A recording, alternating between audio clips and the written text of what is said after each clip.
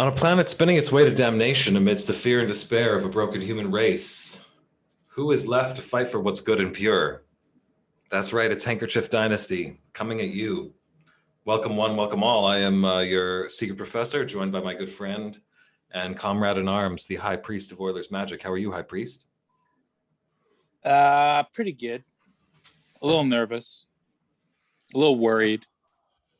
Do you feel like perturbed in the sense that you remember the NHL regular season just going completely up in smoke one day, one fateful night about a year ago? Do you feel like there's any chance that we're going to see some kind of like mass cancellation of like the tail end of the season here?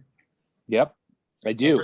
What percentage chance would you put that at? Well, it's funny because like 2 weeks ago when we had, I think it was our last episode with Zach Lang, about 2 weeks ago, I was saying how I felt there would be you still there? Yeah. Okay. I was saying how I felt there would be a good chance we'd see crowds of some sort and crowd fans in the stands for a playoff run in April. And since that time, now I think there's probably right now, I think there's zero chance that could happen. And I'm really starting to lean towards thinking that, yeah, we could see at least a pause in the season. I mean, what's going on in Vancouver right now is insane, and family members of players and staff have it. And the NHL has to take some amount of responsibility for that, I think. And they have to, they can't just act like that's not happening. It's really horrible what's going on in Vancouver right now. And I think we're at a stage right now. I mean, we're in third wave, right? We're in a third wave of this thing. So I don't know. I think there's a 75% to 80% chance we see some sort of pause button smashed. What do you think? I think the specter of it is raised right now. You know, like I think it's not something we were worried about up until maybe the last week, because the Canucks outbreak is really like a much bigger deal than any of the other, other than obviously the one in Montreal. I think the one in Montreal was the only other Canadian team that had an outbreak, right? Yeah, I mean, Jesse went on the list, but he didn't get infected.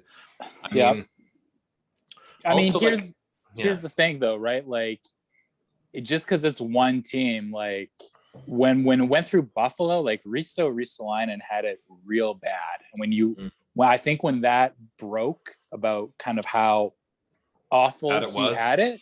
Yeah.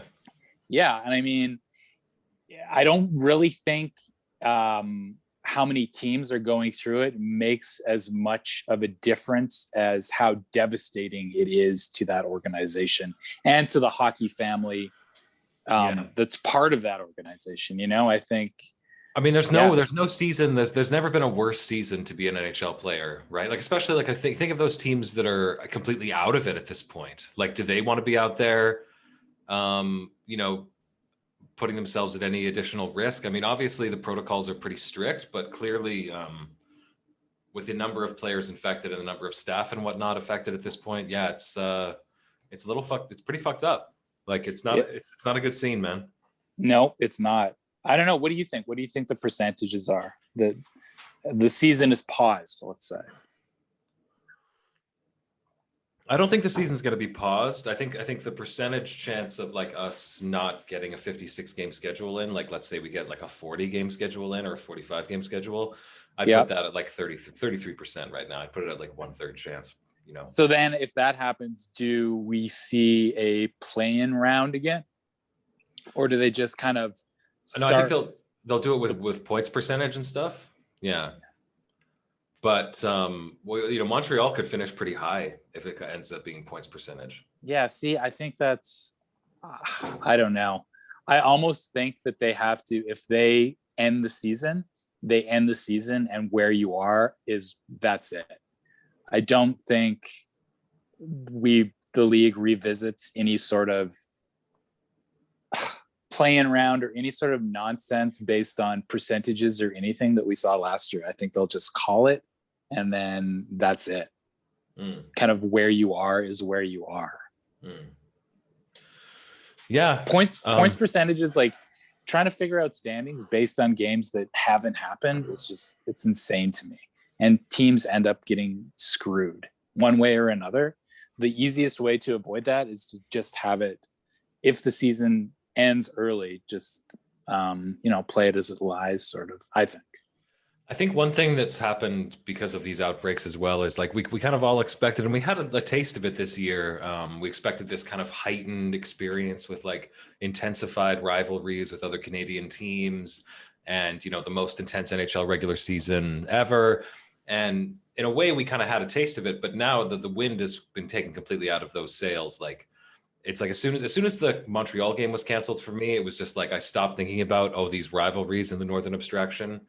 And to be honest, also the fact that the only real rivalry we have right now that has any potency is with the Leafs. And to be honest, I think none of us wanted that to be the big rivalry. We were all hoping, maybe we'll have a big rivalry against Montreal or Calgary or Winnipeg this year. And like it's like we have no rivalry quotient whatsoever with anyone other than Toronto, and that just makes me feel kind of just like bleh.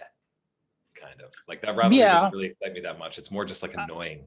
I don't know. The whole rivalry thing is something that it's really easy to buy into that hype, but it's also really easy to disregard. And it just becomes, I'm so tired of watching the Oilers play the Flames, and 90% of what you're hearing out of the announcers is, this is the game we've all been waiting for. These are the two teams we've been like, give me a break. You know what I mean? Yeah. Like, it's a hockey game. Like, it's not, quit trying to create something that's not there. It's kind of ridiculous and silly. I think what the NHL is going to try to avoid here for the remainder of the season is turning it into a death march, which could really easily happen. It could really start to have that feel to it, especially like you were saying, for the teams that are already out.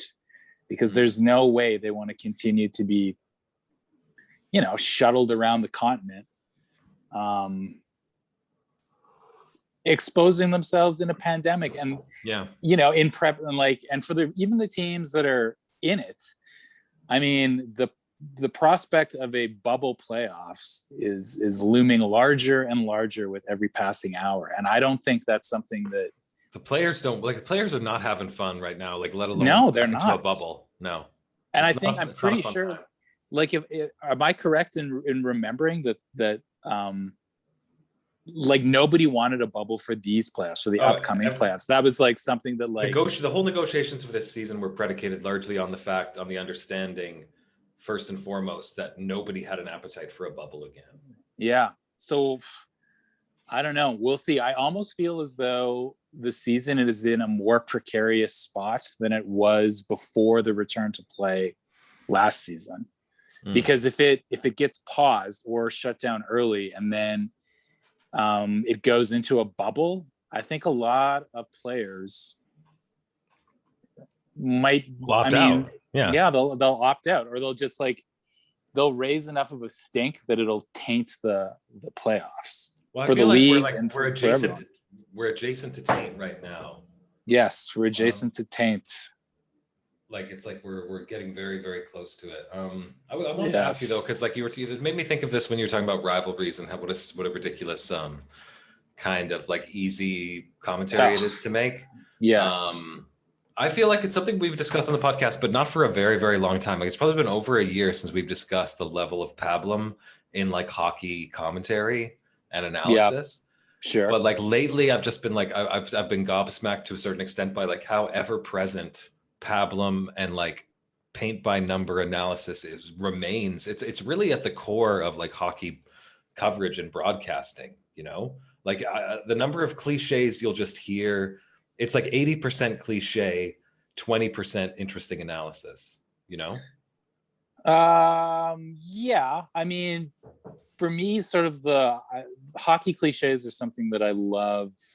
I love hockey cliches, and I sort of love hearing them. So it's not something that I really have that much of a problem with. What I do have a problem with is trying to make something out of nothing. Trying to sell me on something that isn't happening, or some sort of expectation for a game that clearly isn't there. You know what I mean? That's when I start to, I don't know.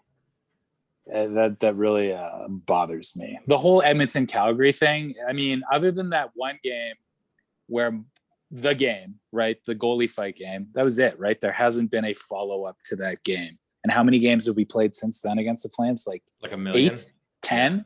And they sell it every single game. And at various points through the game, they'll make a point of telling me like, here it is, it's back again. This is the type of game and it's never not that game. It's so that kind of stuff I really it's kind of like if there was like a monster truck rally and the announcer was just like Saturday all the time, but it was just like a couple of guys and a couple of like beat up like Volvo trucks. Yeah, and they're continuing during the thing, continuing to go like, this Saturday, can you believe it's happening now? And it's some guy in like a Volvo just like parallel parking in the dirt.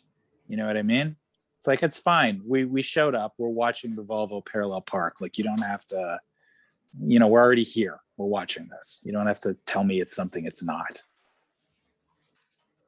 Yeah. I don't know. It's almost like they literally seem like they have nothing else they know how to say. Well, maybe they don't. And that's fair. I mean, ultimately it's a hockey game, right? It's, there's an end to it. It's not like the ever expanding universe. I mean, it's something you can only extrapolate on the hockey game so far.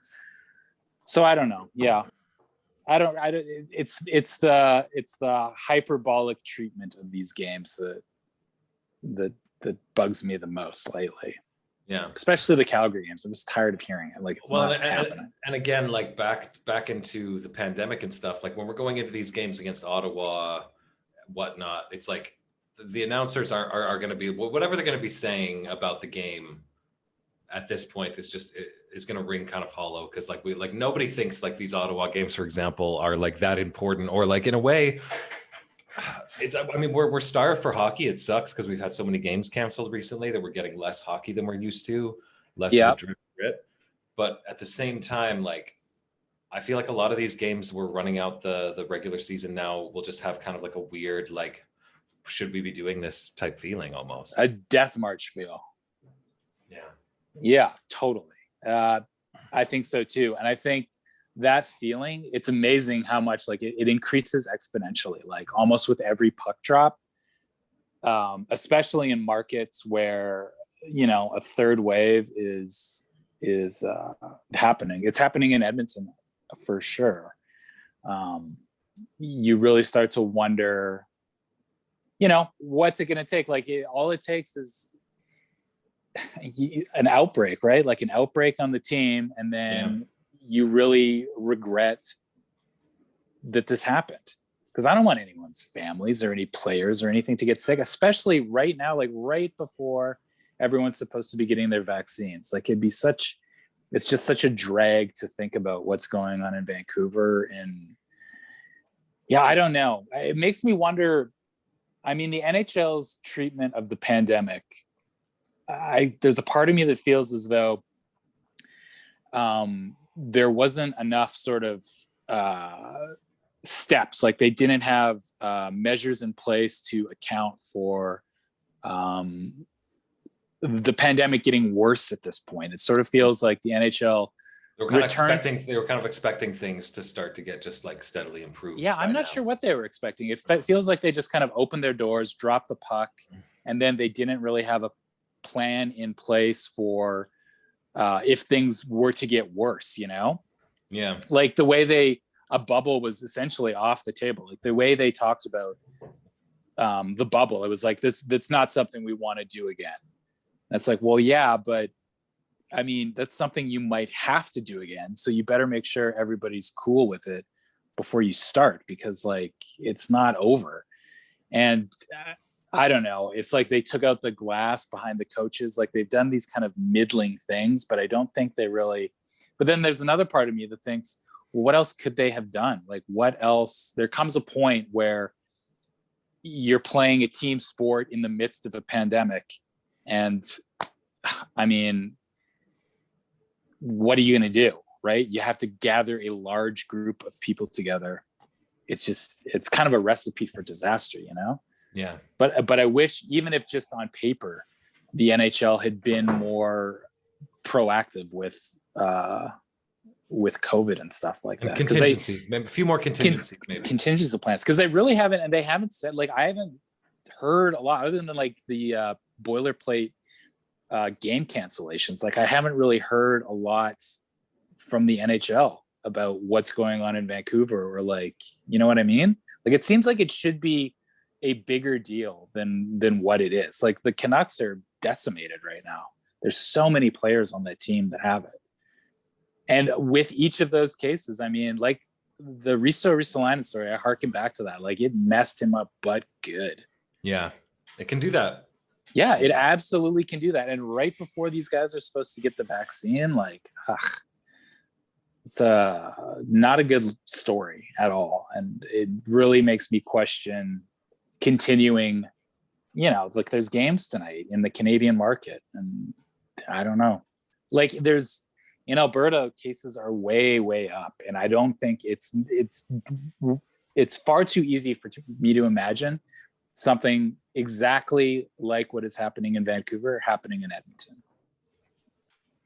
And then I would just feel so stupid. And so, you know, like, I would feel very irresponsible and just awful. I would feel awful. So I don't know what I think it might be wise to take a pause, even for a couple weeks, a circuit breaker. You know what I mean? Like, that's why the phrase exists for these types of situations. And I think the NHL is nearing a point where it might be a wise move to flip that circuit.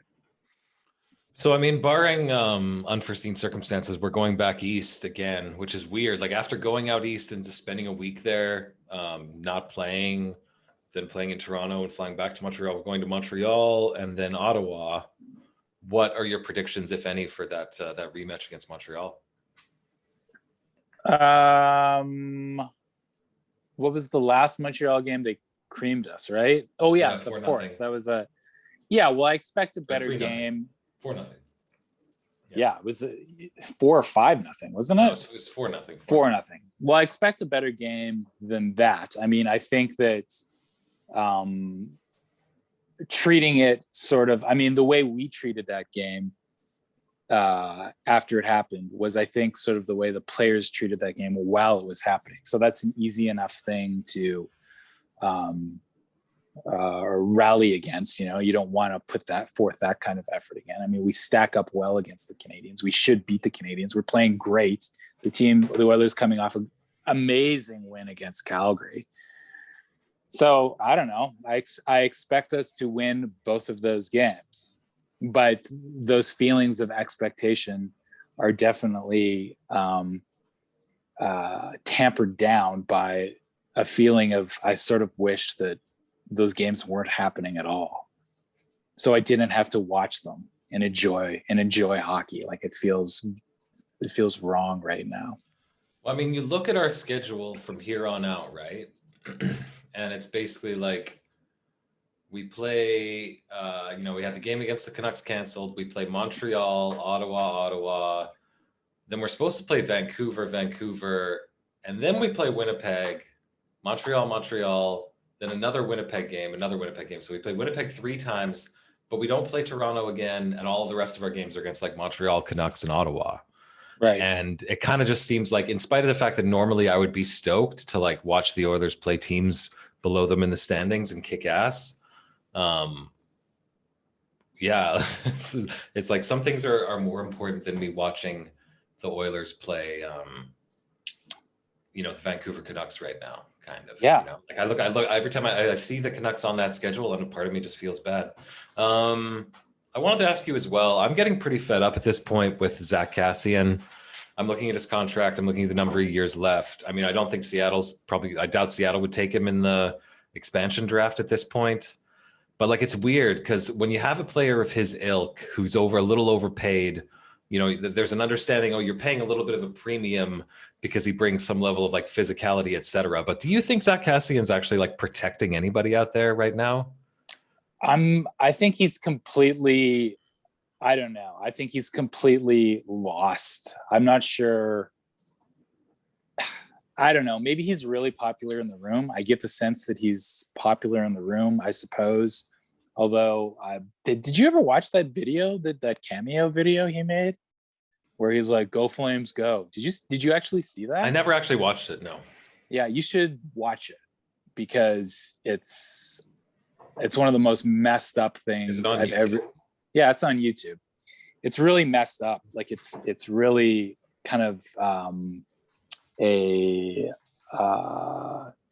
it's very emblematic of kind of where I think he's at as a player right now. Just sort of like, I don't know if he knows what his role is or what to do. He just looks lost out there to me.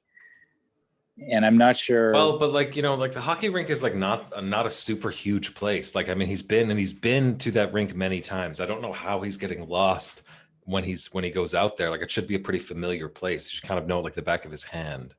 So like the fact that he's like, well, where am I? What am I doing? Which way do I go? Like, what the fuck, man? What's going on?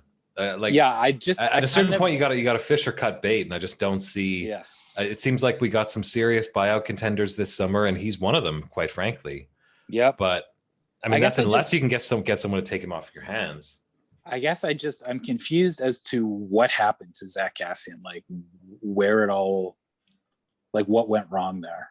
You know what I mean? Because it was like, I don't know. It was like in the playoffs, that one run when he was just exactly everything we wanted him to be. And then, I don't know, like this really sort of creepy decline into making cameo vids and saying, "Go Flames, go," hollowly into his computer camera. I mean, it's bizarre. It's a very bizarre situation, I think.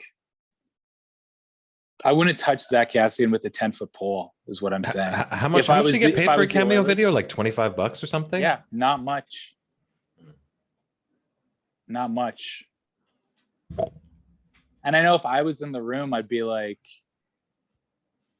I don't know. It's kind of a bullshit move, dude.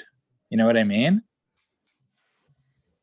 Yeah, a little bit of a bullshit move. So I don't know. I wouldn't touch him with a 10-foot pole if I was the Edmonton Oilers. I'm not sure what purpose he serves here. And I don't know. I wouldn't protect him. That's for sure. Do you see like Ennis and or Nygaard like playing another game or like having any kind of significant string of games for the Oilers here? Or are we? Yeah. Did those have those scratched? No. Ennis, you think so? You think Ennis is still good to go? Absolutely. I'm not sure. I mean, I know when he was put on waivers, everyone thought that was like an April Fool's joke. It was so ridiculous. I think he's played great. He's in some games, he's been part of the difference in why the team won that game. I go back to what I've said about guys like that before. You don't pick up guys like that to just let them hang on the vine when the going gets tough, right? You pick up guys like that because they know precisely how to stick around in the league. That's how they've made their bones. That's how they've made their career. So yeah, Nygaard, I'm not so sure. It's more of a problem when I see younger guys that have kind of had a few years in the league under their belt and they're still like haven't really carved out a niche for themselves and figured out a way to sort of stay in the lineup. That's more of an issue to me. I'm more inclined to expect seeing Ennis back than I am seeing Nygaard back. Absolutely, especially in the playoffs. Should the NHL just say to the Vancouver Canucks, Calgary Flames, and Ottawa Senators, look, you know what? We know you're not the playoff teams, so we're just going to cancel the rest of your year. I'd like to show you mercy. Well, I think so. You're not out there. I think it would be wonderful if that happened to the Calgary Flames. It would be like the greatest thing ever if the league told the Flames just to like shut it down. You're not good enough. I mean, there'd be no coming back from that for a Flames fan. That'd be it. Like, remember when they got how many more years of Sutter? Yeah, yeah, exactly. Unfinished business. There's unfinished business in Calgary. Yeah, you go on like a 3-game winning streak to start, and then it's just like, yeah, it's over. We got to rebuild. Yeah, but I don't think I mean, they're not. They're not. Man. They're not out of it yet, are they? Really? I mean, they're not Ottawa. They're not Ottawa out of it. I mean, they have 5 more points than Ottawa in the same number of games, but like Montreal's got 3 games in hand on them, and 6 more points. Yeah, I don't know. I don't see them shutting it down for half the division. No, I don't think so. I don't think they can do that. And in fact, if they did do that, I mean, they're pretty much. If they like, let's say things get worse in Vancouver though, and it's like a 3-week time frame at least, because like the thing is, you got a boat. Like, you can only reschedule so many games. Then that's what I'm saying. Then I think they shut it down. I think that you can't keep going. Like if one team is so decimated by COVID that the team can't play, then I think the entire league, has to step up and say, like, we're not doing this anymore. And I think the NHLPA will call for that. If it reaches a point when the Vancouver Canucks have to like end their season, and the NHL is saying that we'll just eliminate the Canucks and everything else will go on as scheduled, I can't imagine the players union will take that lying down. They'll say like, well, if they're out, like none of us are playing. Like we're done. You know what I mean? Mm-hmm. I think that would be crazy if the league just shut down the Canucks and everything else was kind of, we're just expected to pretend the Vancouver Canucks like aren't going through horrible shit and tune in to watch like other games. That'd be pretty whack in my estimation. Ryan Nugent-Hopkins reportedly turned down and was a little bit unhappy with a 5-year offer from Kenny Holland and co. Knowing that, what would you offer Ryan Nugent-Hopkins? What would you be happy to offer Ryan Nugent-Hopkins for an extension here? What did he turn down? How much money? We don't know how much money, but we know it was a 5-year deal. Well, he's not worth 6, I don't think, at this point. I don't know. 5 years for. I would go no higher than 5.75. I bet you that's like exactly the offer he turned down. He hasn't had a great season. If he thinks he's worth $6 million a year, not a chance. On this team, when he's playing on that power play, nope. I don't think so. Not this season. He hasn't had a great season. He just hasn't. You know what I mean? And he plays on one of the best power plays in league history. You don't think he's a significant contributor to the success of that power play? I mean, sure, he's a significant contributor. Third most significant, let's say. Yeah, maybe fourth after Ennis. And the other 2 guys are Connie and Leon Draisaitl. You know what I mean? Like you're playing in a situation where you have one more guy on the, you're playing on that power play. So if what it comes down to me with Nuge is his 5-on-5 play. Like that's where, if you're expecting to get paid, then you have to be putting up numbers 5-on-5. And I don't think he's done that. He hasn't had a great season 5-on-5.